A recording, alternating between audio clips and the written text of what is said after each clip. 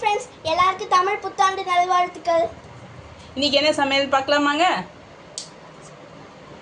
பழம் வச்சுக்கலாம். இதில் எல்லா ஃப்ரூட்ஸும் போட்டு கஸ்டர்ட் மில்க்கு, அப்புறம் வடை,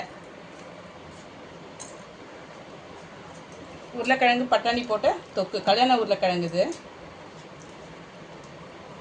அப்புறம் அப்பளம், சுட சுட சாதம்,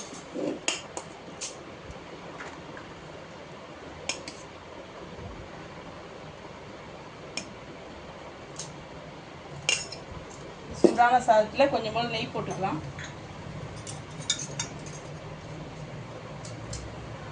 கத்திரிக்காய், முருங்கைக்காய், மாங்காய் போட்ட சாம்பார்,